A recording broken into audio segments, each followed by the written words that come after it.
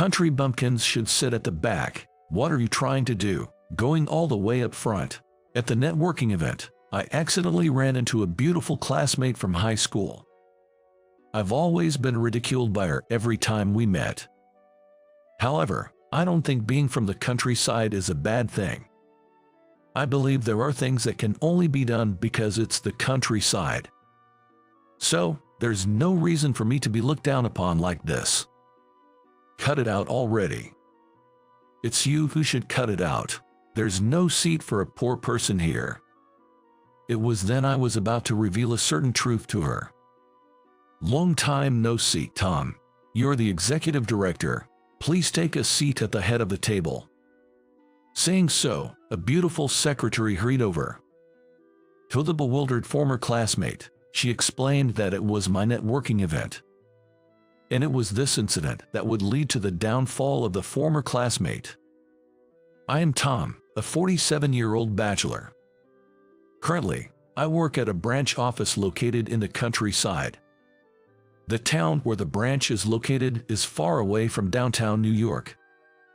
Nearby, there's a vast plateau that shows the beauty of the four seasons, and since it's at a slightly higher altitude, the air is fresh.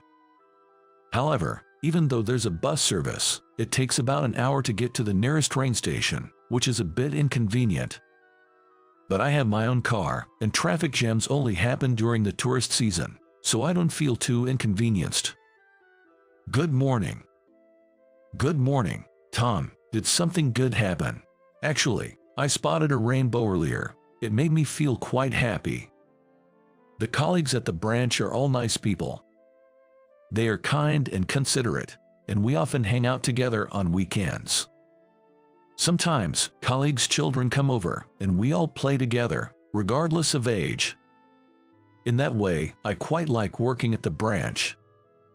Wow, look, a poor country person is here. Really, the countryside smell is just unbearable. However, a woman named Emily, who was a former classmate that joined a company the same year as me, always ridiculed me for working in the countryside. Tom, you might have had good grades, but you're just not cool, you know. Since high school, Emily has always looked down on me. She's the annoying type who always calls things lame. Everyone kept their distance from her, and frankly, she was disliked among our classmates. That's why I was never harassed or ostracized by her. Emily really bugs you a lot. Yes, really. It's good everyone's on my side. Well, that's because you have a good personality. Still, I was tired of her constant pestering. So, when we went our separate ways for college, I was genuinely relieved. But I was slightly despaired when I found out we were working for the same company. Tom, you're still in the countryside, right? A perpetual country bumpkin with no prospects for advancement. Emily, being based at the headquarters, naturally had no interaction with me, stationed at the branch. Yet, at the annual employee training, she would mock me for still being posted in the countryside.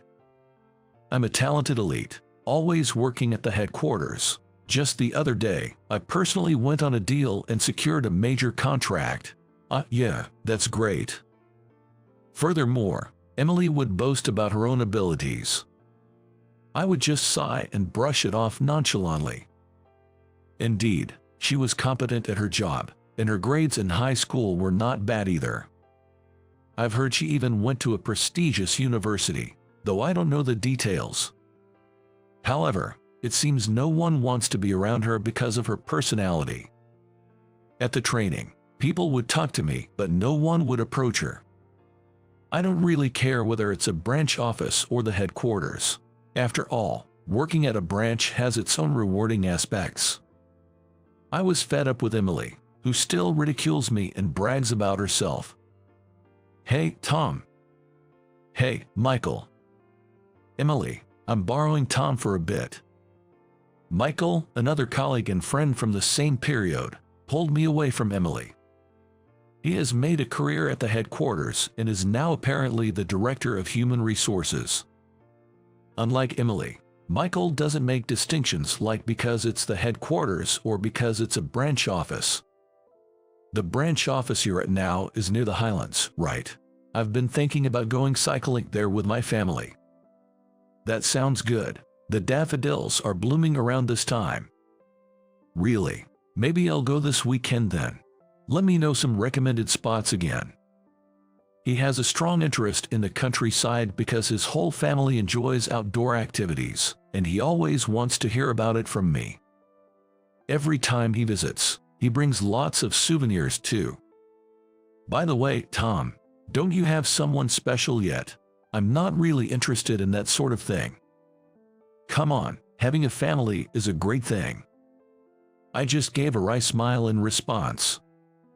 My colleagues at the branch say the same, but I'm not really into romance. Since joining as a new graduate, I've experienced several transfers. But all of them, like my current branch, were in nature-rich areas far from the urban centers. There were places with clear streams, small forests and mountains, and even near the sea. Nothing really. As someone raised in New York, I initially missed the city. I found it boring not having places to hang out after work, and thought the only good thing was the clean air. Well, fireflies. You can't see this kind of scene in the city. However, after a few years, I completely adapted to country life. When I was stationed near a clear stream, I would go fishing before work. A colleague's wife would cook the fish I caught, and I'd savor it at lunch.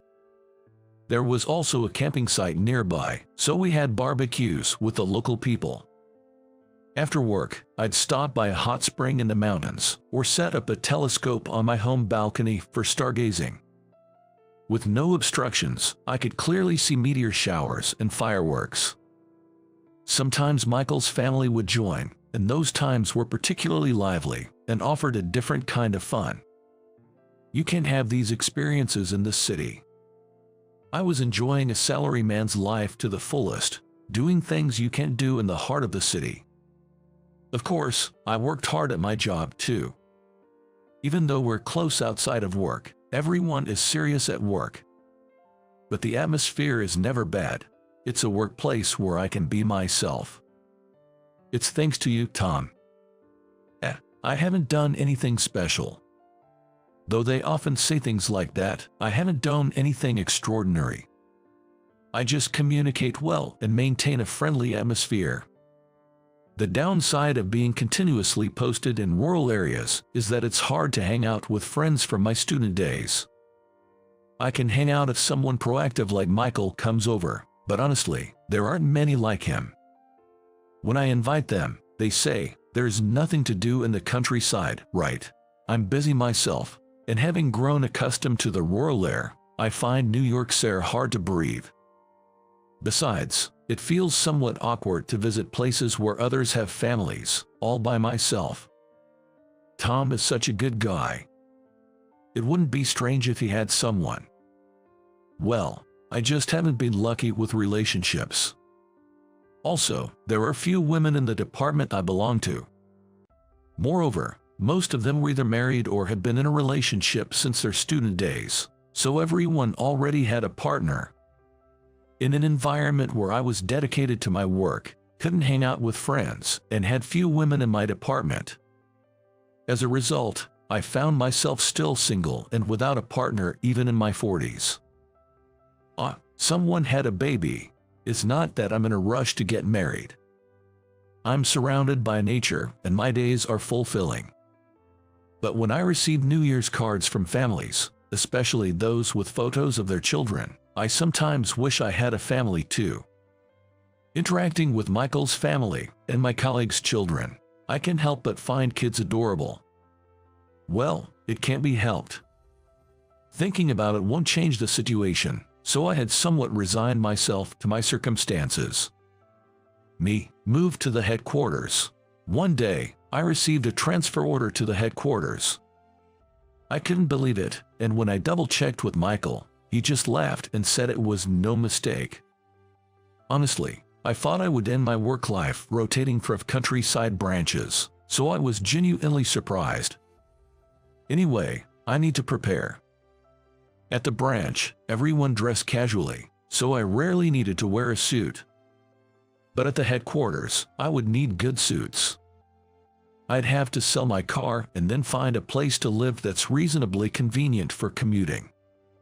There's a lot to do. I hurried to make all the necessary arrangements. Goodbye to country living. I'm going to miss it a bit. Before I knew it, time flew by, and it was my last day at the branch.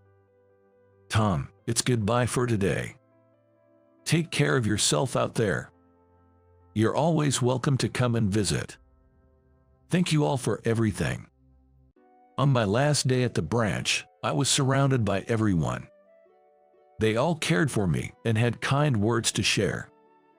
Let's celebrate Tom's transfer to the headquarters by going out for drinks. So, a farewell party was arranged for me on my last day. It'll be lonely without Tom here. Oh, let me know once you have an address. I'll send you some delicious Highland vegetables. Really. Thank you so much. Congratulations. When it's festival time in town, come back. We'll pull you right into the thick of it. Thank you. Please, go easy on me. Being celebrated by everyone, I felt truly loved. Then, I moved to the apartment I had rented in the city. Tom, I came to visit. Michael, you're quick. As I was unpacking, Michael came to visit right away. He helped me with the unpacking and then took me out for drinks. Finally made it to New York. Tom. Honestly, I thought I'd end up in the countryside. He would never have allowed that. Anyway, I have something I want to discuss with you. Welcomed by Michael, I found myself giving advice. Or rather, it felt more like I was listening to his complaints. The content of what I heard left me astonished. The next day, I commuted to the headquarters by train for the first time in 20 years. Unlike the empty trains in the countryside, it was hard enough just to stand in the packed train, let alone find a seat. It's frightening how one can get used to things, considering this was normal for me 20 years ago. Yet, I find this feeling nostalgic. And I'm also happy to have made it back here like this. I'm Tom. I look forward to working with you. For the first month, I was scheduled to rotate through various departments within the headquarters. In each department, I would spend a few days to delve into detailed discussions. Tom, it's been so long. Long time no see. I'm looking forward to working with you. How's the sales department? Well, no major issues, but there's this one person. I had nostalgic chats with colleagues from my same periods in each department and learned about the atmosphere within each team. Oh, so you're Tom. I look forward to working with you. Yes, likewise. Then, I might rely on you for this. Yes. By the way, I overheard something. I went around various departments like HR, accounting, public relations, sales, and customer support, listening to the current situations from the department heads. Unlike the branch offices, there were many people working here. Even within the same department, remembering everyone's faces and names seemed challenging. Still, I managed to get hands-on experience with each department's operations. I need to remember all this well for the future. And then, a welcome party at the headquarters was arranged for the weekend to commemorate my transfer. Such a nice hotel, it feels a bit embarrassing. The welcome party was held in a nice hotel banquet hall.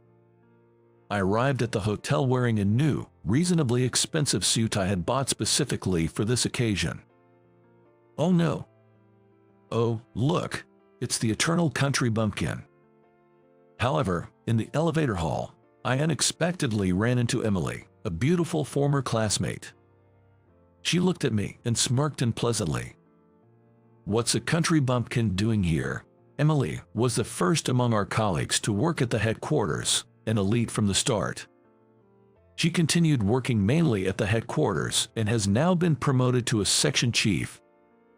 Well, it seems Michael was promoted faster than her. Emily has always ridiculed me for working at a branch, especially one far from the city. I've finally made it to the headquarters too. She was the last person I wanted to see, to be honest. I tried to brush her off with a forced smile and move on quickly. Finally, it really feels too late. Now the headquarters will smell like the countryside. But Emily didn't care that we were in the hotel's elevator hall and started throwing aggressive comments at me. Since she got into the same elevator, she kept pestering me. Long time at the branch. Oh, you look so out of place. In that suit, did you try too hard to buy it? It doesn't suit you at all. I desperately tried to suppress the urge to sigh and prayed for the elevator to reach its destination quickly. I managed to leave her behind and enter the venue. As I was heading to my seat. Wait a minute. What? Country bumpkins should sit at the back. What are you trying to do? Going all the way up front. Saying so, she grabbed my arm and, to top it off, ridiculed me loudly. I was getting fed up with her looking down on my beloved countryside. Cut it out already. You're the one who needs to cut it out. There's no seat for poor people here. I was about to reveal a certain truth to the persistent Emily when, "Oh, you're here." What? A beautiful woman approached us. "Long time no see, Tom. You're the executive director. Please take a seat at the head of the table." Yes. A familiar woman casually separated me from Emily and escorted me to the executive seat. Executive director, what are you talking about? Tom belongs at the back, the very back. Emily, apparently unaware, continued to protest as she followed. The woman turned to give Emily a cold look. Tom is an executive director. That's why he needs to be properly seated at the head table.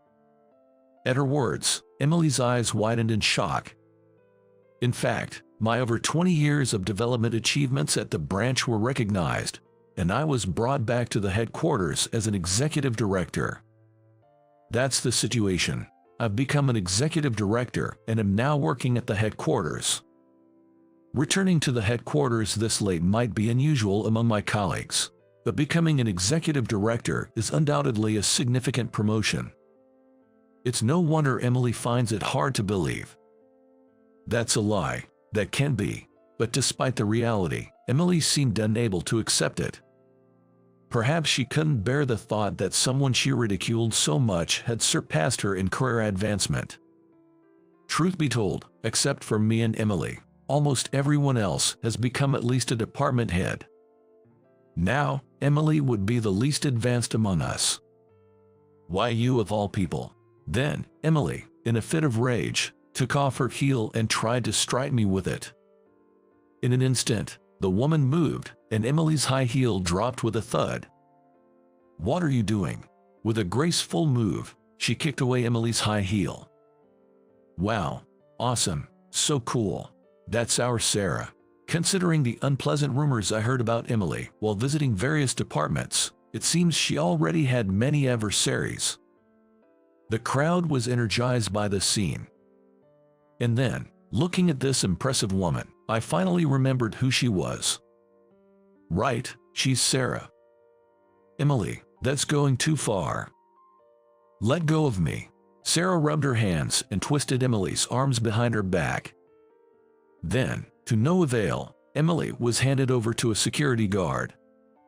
Ladies and gentlemen, thank you for waiting. We will now begin the welcome party. Just as Emily was escorted out, the welcome party was about to start. Sarah, serving as the host, led the party to a lively start. Nice to meet you all. I've been transferred here as the executive director. I look forward to working with everyone.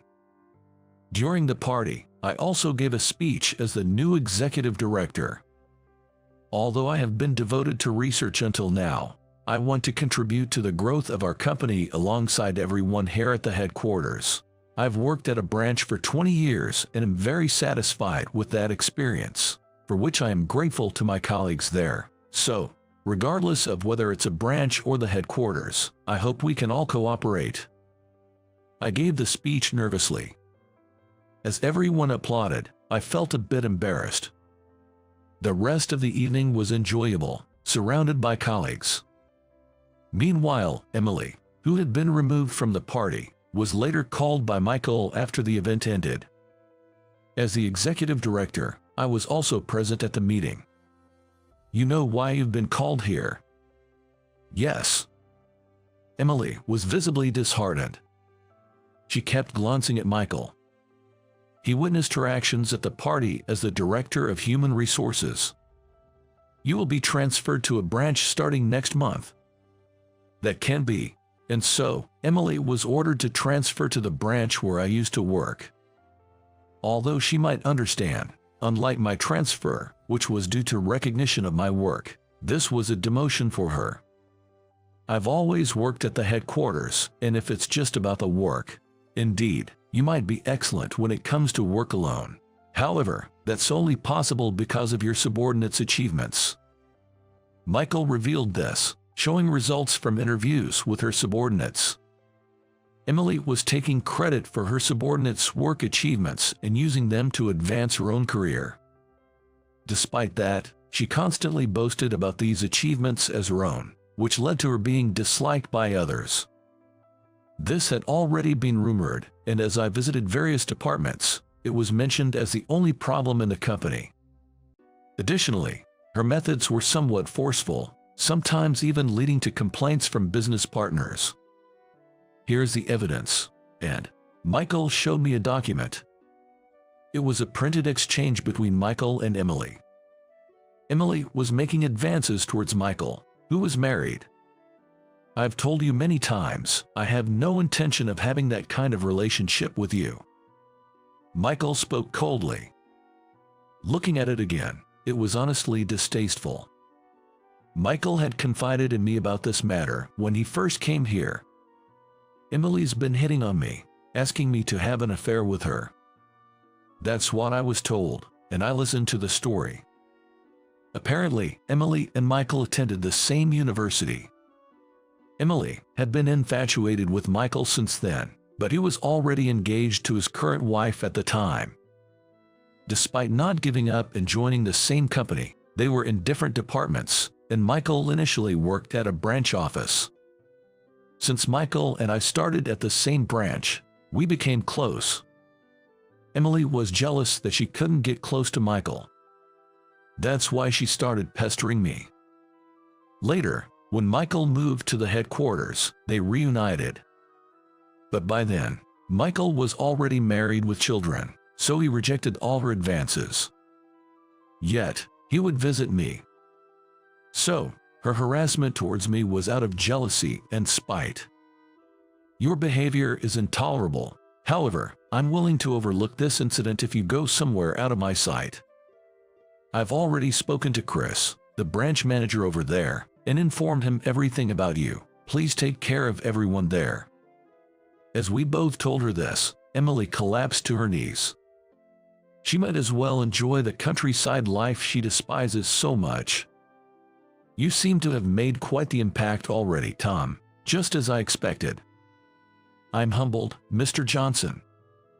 The next day, I was summoned by President Johnson. It was indeed the right decision to call you here. I wish I could have done it sooner. For 20 years, I worked in the research department of a branch office, focusing on the research of LCD panels, the company's main product. Due to the need for clean air suitable for LCD panel research, it couldn't be conducted in urban areas. For that reason, I had been rotating from branches located in the countryside with clean air. Life in the countryside was also conducive to relaxation between research sessions. I'm humbled, Mr. Johnson. It's the truth, isn't it? I graduated from a fairly renowned university with excellent grades. My graduation thesis on LCD panels was well received, and after reading it, President Johnson saw potential in me and recruited me to the company. I'm very satisfied with your contributions since joining us. I've always thought about when to bring you back to the headquarters as an executive. Thank you. I smiled at President Johnson's words. I had always wanted to stay in research as long as possible, so I kept requesting to stay at the branches even when promotions were discussed. Thus, I continued my research at the branch until my mid-40s. This personnel change seemed to be their way of finally drawing a line. Well, I'll do my best as an executive director now. Yes, I'm counting on you. When I returned to the executive director's office, Sarah served me tea.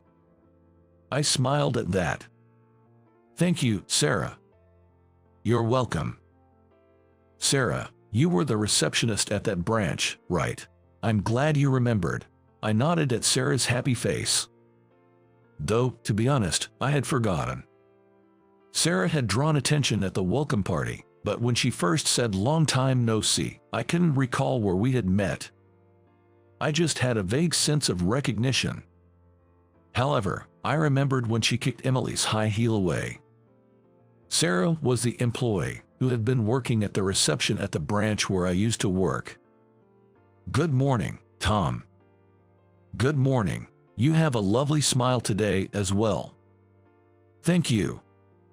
She greeted me with a sunny smile every day. During lunch breaks, she would often come by to hear what I was up to, and we became quite friendly. I was originally hired for a position in New York but requested a transfer after joining. She shared such details with me during our conversations. Then, an incident occurred. One time there was a suspicious person trying to steal branch information under the guise of a business partner. You seem suspicious. Could you explain that again? Damn it. Wait. Sarah launched a flying kick at the moment and subdued the intruder. She became the hero of the branch. That was amazing, Sarah. Oh, my father was a karate instructor. Really? But a cute girl like you shouldn't be getting hurt doing dangerous things. Yes, sure. I was there at the time, so her kick reminded me of her. You've become a secretary now. I look forward to working with you. Yes, I always believed you would become an executive director, so I worked hard to study to be a secretary. Is that so? I later found out that Sarah had harbored feelings for me since our time at the branch. Despite her boldness in martial arts, she was shy in matters of love. Unable to express her feelings while at the branch, she aimed to become a secretary to eventually work with me, whom she believed would be promoted. With the departmental inspections complete, I officially began my duties as an executive director. My responsibilities mainly involved overseeing research and development and production departments. I was excited to apply my knowledge on a larger scale and enjoy working in a more significant field. Additionally, readjusting to life in New York after a long time was pleasant. This city was lively even at night, with various specialty stores and entertainment options. However, I was unfamiliar with places to eat lunch. After a 20-year absence, many things had changed.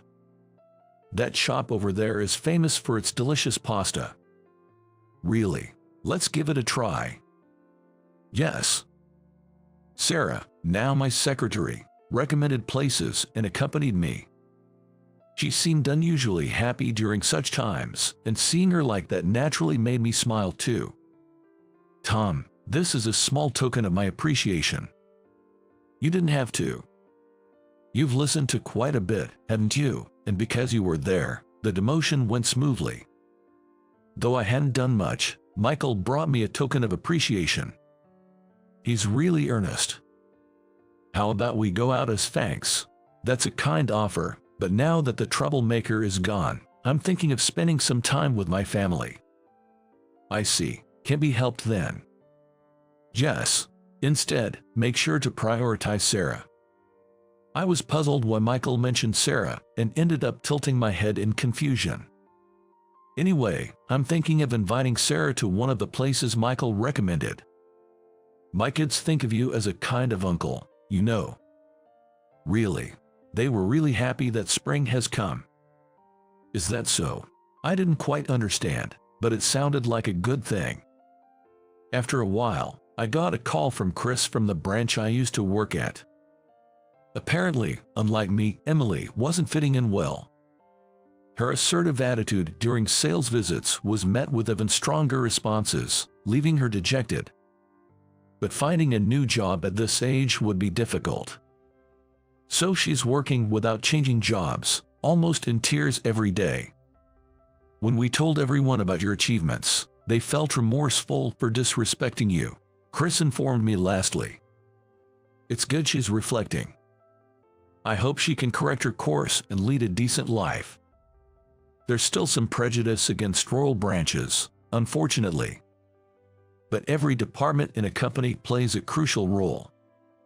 So, where you work doesn't determine your worth. It's a shame Emily, who was originally capable of work, forgot that by clinging to her headquarters position. Now, as an executive, I'm determined to ensure no such hierarchical view forms within the company. Recently, Sarah invited me. Would you like to join me for a dinner inspection at an important client's place tonight? I'm not yet used to such occasions and thought of leaving it to her. But I always rely on her, and the place was recommended by Michael. Maybe I should go. Dad, are you okay? Do you have a fever? No, I'm fine. Sarah blushed for some reason at my response. I wonder what that was about. I pondered absent-mindedly. After some more time passed and I became accustomed to my work as executive director, I found myself a bit more laid back. A festival was scheduled to take place in the town of the branch office where I had previously worked. I invited Sarah to the festival and took the opportunity to visit the branch. Long time no see. Is that girl your girlfriend? My former colleagues were all well, and Emily was shrinking in a corner. In the midst of this, everyone teased me about bringing a girlfriend. No, she's my secretary. Oh dear, Calm might be oblivious, but good luck. Okay. As Sarah blushed again, we thoroughly enjoyed the festival. While watching the fireworks side by side, Sarah said, Tom. I've always had feelings for you, Tom. Hearing her feelings, we embarked on a happy journey together. Maintaining good relationships is often said to be important, yet building truly positive connections can be challenging. This is a story that made me reflect on human relationships. My name is Michael. I used to work as an office worker at a major corporation. I've always been told I'm earnest. Indeed, whether it was studying or sports, I was the type who took everything seriously. This didn't change even after I became a working adult. As a result of my diligence since joining the company, my superiors appreciated my work. Perhaps because of this, I found myself among the fastest to advance in my cohort, even being referred to as a potential future president of the company. However, there were other employees who were also my rivals, so I couldn't afford to be complacent. I continued my work with humility and diligence. Then one day, I was suddenly called by President Johnson. I had no idea what it was about. Why was I called? Did I do something wrong? I thought. Worried, I headed to the president's office. Upon entering, President Johnson greeted me with a friendly smile. It seemed I wasn't going to be reprimanded. What can I do for you today? When I asked, he took out a photo. It was of a beautiful woman. This is my daughter, Emily. She's of marriageable age, and we've been considering her prospects. We're thinking of you, Michael, as a potential partner for her. Me. Yes, you're earnest and trustworthy. I think you're a suitable match for her. I've never worked directly with Emily, so I'm not familiar with her. Of course, we plan to have a formal meeting first. President Johnson seemed to understand my feelings and added that if we meet and get to know each other, maybe it's okay. I made my mind. Understood, then, please let us have this meeting. I'd be lying if I said the idea of marrying the boss's daughter and possibly becoming the next president didn't cross my mind. But it was also true that I wanted to see Emily's character before deciding on marriage. On the day of the meeting, Our conversation flowed naturally. She was a bright woman with a wealth of topics, and I never grew tired of being with her for long periods. She was also constantly considerate of whether I was enjoying myself. I was impressed by her. I thought I could indeed marry this woman. After the meeting, I shared my thoughts with President Johnson. His face lit up with a smile. "That's great to hear. Emily also seems to have a good impression of you and is open to the idea of marriage." Following that, Emily and I went on several dates. With each one, our relationship grew stronger and marriage became a serious consideration. Finally, during one of our dates, I proposed. "Will you marry me? I promise to make you happy for the rest of our lives." When I presented the ring, Emily responded with a happy face, "Yes, I look forward to it, thank you." From the meeting to marriage, everything proceeded smoothly. After our marriage, the way other employees looked at me changed. I often heard that I was a shoo-in for the next president. Indeed, President Johnson himself told me directly, "I'm considering you for the next president." I made an effort to maintain a good relationship with him. Within the company, we became close enough to casually exchange words when we met. Still, if I make any mistake, I could potentially lose the opportunity of the president. I became even more serious about my work than before. Thanks to that, I was making steady progress and achieving unprecedented rapid promotions. My salary increased, and everything seemed to be going my way. Things at home were also going smoothly. Emily was an incredibly capable woman, managing household chores flawlessly. Especially her cooking skills were impeccable. She served delicious homemade meals for dinner, and on work days, she prepared homemade lunches for me. Since I also enjoyed cooking, I would sometimes make lunch for her in return. Shopping for groceries and cooking together on days off became our routine. Cooking side by side in the kitchen was enjoyable, and the meals we made together tasted better than usual. It was a happy married life. As our first anniversary approached, Emily mentioned she wanted to go out for the weekend.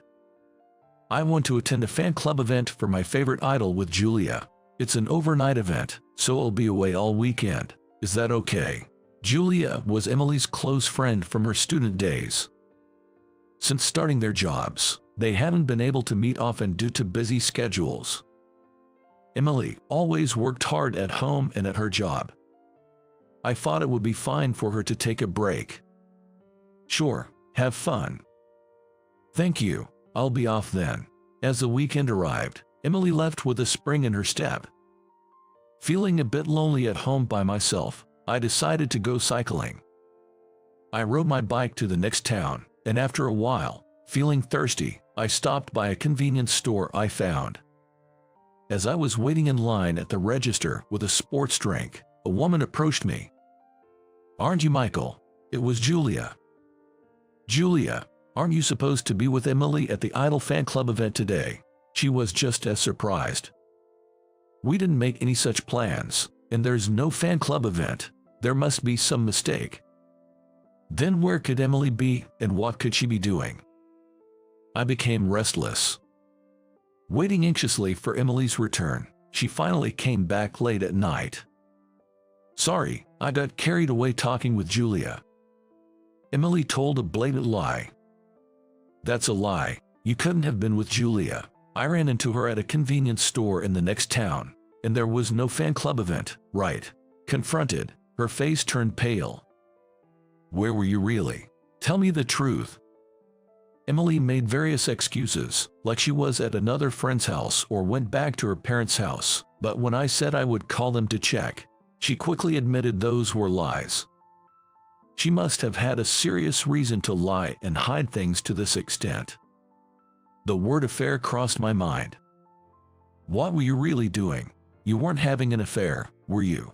After persistent questioning, Emily finally seemed to resign herself and sighed. "Yes, that's right. I went on a trip with Scott." "That's unbelievable." I was shocked. Scott was a male colleague at the same company, one of my rivals for the president's position. He had always performed well, but recently, he had been rapidly achieving success by acquiring new clients. I, being in the marketing department, didn't have a close relationship with Scott since we were from different departments, but I always kept him in mind as a rival. It's unbelievable that such a seemingly serious person would have an affair with a married woman. Let's discuss what to do from here on out, I suggested, but Emily coldly brushed me off, saying, "It's too late now, let's talk tomorrow with Father and Scott involved," and quickly retreated to the bedroom. The next day, Emily, Scott, and I gathered in the president's office. Given the circumstances, there was a heavy atmosphere hanging in the air. After I explained the situation, President Johnson's expression turned grim. "Emily, is what Michael says true?" Suddenly, Emily began to cry bitterly. "He's lying. I'll tell you the truth now." "What truth? Isn't everything I said the whole truth?" I thought. Wondering what she would say, Emily began to make an outrageous claim. "The truth is, I've been subjected to emotional abuse by Michael." "Wait a minute, don't make up nonsense." As I raised my voice in shock, Emily pulled out a notebook from her bag. "The one making things up is you. Everything you've done to me is written in here. Scott was just helping me because I had nowhere else to turn." Scott also chimed in. "I've heard from Emily. You got mad at her for hours just because she burnt the side dish in your lunch, and on days off, you forced her to practice cooking." "That's a lie. Emily and I enjoyed cooking as a hobby, and we cooked together on our days off. She seemed to enjoy it too." I never lectured Emily for long hours, let alone got seriously angry with her. Being accused of such things was outrageous. "President Johnson, please believe me," I pleaded with gestures and all my might. However, he looked at me coldly. "Emily isn't someone who would lie like this. Scott has proven himself and is entirely trustworthy. It seems you're the one lying." "Please wait. I have achievements just as significant as Scott's, not to mention the trust I've built with you over the years." "Don't be stubborn. It takes a long time to build trust, but it can collapse in an instant. Lately, Scott's performance has surpassed yours." President Johnson looked at me as if I were something vile. "You'll have to divorce Emily and leave the company. I'd sue you if I could, but I'll let it slide if you quietly step down." I wished I had evidence to back up my claims, but unfortunately, I had none. In the end, without anyone believing me, I had no choice but to accept my fate without protest. Having been betrayed by those I trusted, my spirit was broken, and I lost the will to fight. Having lost everything, I decided to return to my parents' house. My parents were very worried about their son, who had been on a fast track at his company, suddenly getting fired and divorced. Fortunately, my parents believed my side of the story. "Just take it easy for a while, then you can start looking for a job," my mother said, but even after a month, I had no motivation to job hunt. I was tormented by thoughts of what all my hard work for the company had been for. My lifestyle became quite sloppy. I would wake up around noon, eat lunch, and then just zone out until dinner. After dinner, I would spend the night watching videos on my cell phone. This cycle repeated over and over. Deep down, I knew this wasn't right, but I just couldn't muster the energy to start job hunting. Losing my position at the company seemed to have drained me of my will to live. 2 months after being fired and living aimlessly, a turning point arrived. I received an invitation to a class reunion. I was reluctant to expose my current downtrodden state to my classmates, but I figured I didn't have to mention it. With nothing else to do, I thought it might be a good change of pace and decided to attend. On the day of the reunion, I put on a suit for the first time in a long while and headed out. Arriving at the venue, I was greeted by many familiar faces. As soon as they noticed me, former classmates started to approach me for a chat. "Michael, long time no see. How have you been?" "Doing good. You seem well too." As we were reminiscing, a woman joined a conversation. "It's been a while to see everyone." Seeing her face, I was taken aback. It was Amy, my childhood friend, and also my first love. I never mustered the courage to go beyond friendship, but I never forgot the times I spent with her. Her family owned a small restaurant, and she loved cooking, which is how we got along so well. I heard she had taken over the restaurant now. "Amy, it's been a while. How's the family restaurant doing?" When I asked, her expression clouded over. "I'm still running it, but sales have been declining, and recently, a skilled chef decided to leave. If things continue like this, we might have to close down." She seemed certainly troubled. Then, one of the classmates mentioned Michael used to be good at cooking, right? Others recalled, "That's right. During home economics cooking classes, it was really helpful to have Michael around." Hearing this, Amy's face brightened. "Michael, I know it's a lot to ask, but would you work as a chef in our restaurant, please?" Seeing Amy repeatedly asking me, I made up my mind. She was in a pinch, and I was looking for a job, so there was no reason to refuse. "All right, I'll do it. I was actually looking for a job anyway." "Thank you." Amy beamed with happiness. And that's how I started working at her restaurant. I finally managed to pull myself out of the rut of aimlessness. Becoming a chef was challenging at first. Cooking for paying customers is different from cooking as a hobby. The taste, of course, had to be top-notch, but the presentation also had to be appealing. I practiced repeatedly, and when Amy finally gave me the green light that my dishes were good enough to serve at the restaurant, I was thrilled. However, delicious food alone doesn't guarantee a thriving restaurant. Proper promotion to the public is essential. And that was something Amy's restaurant lacked.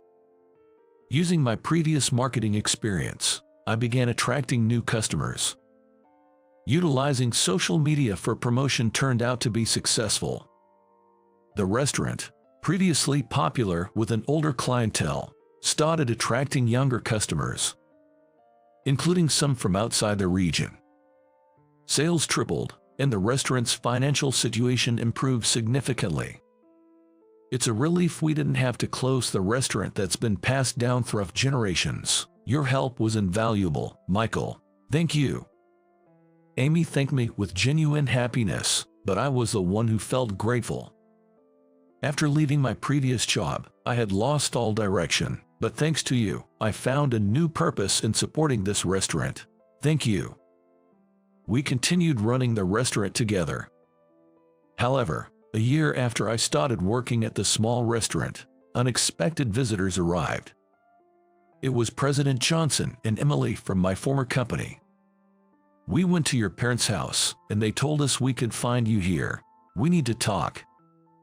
Both looked quite serious. I had nothing I wanted to discuss with them, but since it was before opening hours, I decided to hear them out. "What is it?" "Our company is facing bankruptcy due to accumulating debts. Remember Scott? He was so focused on immediate sales results that he made false promises to clients. As a result, most of our clients have lost trust in us and terminated their contracts." Emily also spoke about Scott's wrongdoings. "After we broke up, I married Scott, but living with him turned out to be a nightmare. He would constantly belittle me, and when he drank, he'd become violent towards me. While it was indeed a tragic story, it was no longer related to me since I had been ousted. I couldn't find it in myself to sympathize. I understand things are tough for you, but what do you expect me to do? I don't think there's a place for a man accused of domestic abuse." Despite my sarcastic remark, both of them offered ingratiating smiles. We had considered Scott for the position of the next president, but there's been concern about putting someone like him in charge. Instead, many are advocating for you, who has always been diligent. We want you to come back. Your innocence has already been proven. Scott confessed everything. It's too late for your proof now. I responded with anger, and President Johnson and Emily deeply apologized. We truly regret what happened. The salary at our company would be much higher than this small restaurant. Please, come back to us. I was out of my mind to do what I did. I'm sorry. Surely being a president is better than working here, right? I couldn't accept their apologies. This small restaurant was something Amy cherished and inherited. Calling it petty or this place was unforgivable. Their true characters were clear to me now. I find fulfillment working here. I have no interest in the position of president or in neither of you, so please leave. Even as I firmly declined, they persisted for a while, mentioning better pay and a prestigious position, but eventually gave up when they saw my resolve. As they left, they even insulted me, saying they had misjudged me and didn't realize how small-minded I was. They were never sincere in their apologies. It was all just an act to persuade me. It was indeed the right decision not to go back to such people. After they left, Amy came over, looking relieved. Sorry, I couldn't help but overhear. I'm so glad you're staying with the restaurant. I enjoy running this place with you. No job offer could make me leave. I smiled warmly. She also said, "Thank you so much," and returned my smile with one of her own. Later on, President Johnson's company couldn't regain the trust of their clients and went bankrupt. Rumors were that President Johnson and Emily had fled in the night and were now living quietly in a rundown apartment. Scott, having lost his job and separated from Emily, he was not only struggling to find new employment but was also burdened by gambling debts. His downfall was the result of his dirty tactics to ascend to the presidency. Meanwhile, Amy and I continued to successfully run the small restaurant. We get married last year. This time, it was a union of pure love, devoid of any ulterior motives. We were blessed with a child, expecting a boy soon. There were moments of uncertainty, but I'm glad everything worked out in the end. Life will surely bring more challenges, but I want to cherish my relationship with Amy, who stood by me, and our son.